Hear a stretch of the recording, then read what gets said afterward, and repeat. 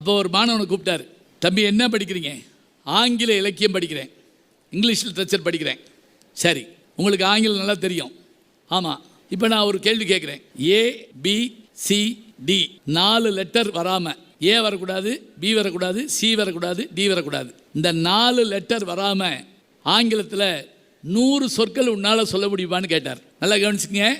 ஆங்கிலத்தில் 100 சொல் சொல்லணும். அதில் ஏ வரக்கூடாது, ஆப்பிள்னா ஏ வந்துடும், பிஸ்கட்னா பி வந்துடும், பி வரக்கூடாது, சாக்லேட்னா சி வந்துடும்.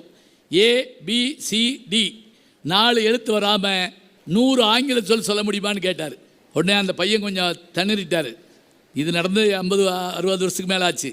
இப்போ அதுக்குள்ளே யூடியூப்பில் நீங்கள் அதெல்லாம் பார்த்துருக்கலாம். அந்த பையன்கிட்ட கேட்டார், அண்ணா ஒன்றும் கவலைப்படாத தம்பி, 1 2 3 தெரியுமான்னு கேட்டார். சொல்லுவனே சொல்லுங்கள் அப்படின்னாரு. அந்த பையன் சொல்லிட்டு வர்றான். 1 2 3 4 5 6 7 8 9. நல்லா கவனிங்க. இந்த அவன் சொல்லிட்டு வர்ற நம்பரில்